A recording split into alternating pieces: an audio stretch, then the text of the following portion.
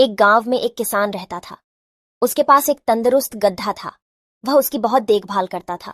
उसी गांव के कुछ चोरों की नजर उसके तंदुरुस्त गधे पर थी। वे हमेशा उस गधे को चुराने की ताक में लगे रहते थे।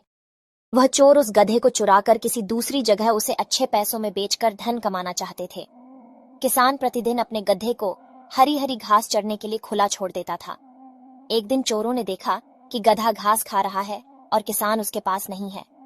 उन्होंने गधे को चुरा लिया और अपने साथ लेकर जाने लगे। किसान के एक मित्र ने चोरों को गधा चुराते हुए देख लिया। उसने तुरंत दौड़कर किसान को चोरी के बारे में सूचित किया। यह सुनकर किसान अपने हाथ में एक मजबूत छड़ी लेकर चोरों के पीछे भागा। जल्दी ही किसान ने चोरों को ढूंढ लिया। चोरों को देखकर किसान ने छड़ी हवा में हिलाई और जोर से चिल्लाया, मेरे गधे को छोड़ दो, नहीं तो मैं वही करूंगा जो मेरे पिताजी ने किया था। किसान की बात सुनकर चोर डर गए और उन्होंने किसान का गधा उसके हवाले कर दिया। लेकिन वे अचरज में पड़े हुए थे और यह जानने के लिए उत्सुक थे कि किसान के पिता ने ऐसा होने पर क्या किया था। उन्होंने किसान से यह बात पूछने का निर्णय किया। चोरों की बात सुनकर किसान बहुत जोर से हंस पड़ा। किसान को जोर से हंसता हुआ देखकर चोर और भी ज्यादा आश्चर्य में पड़ गए।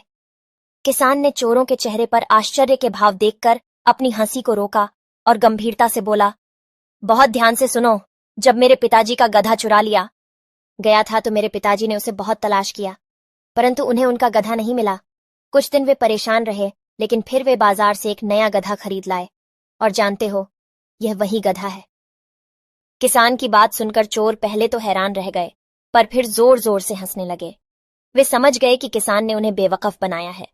उन्होंने किसान की बुद्धिमानी की प्रशंसा की और फिर अपने रास्ते चल दिए।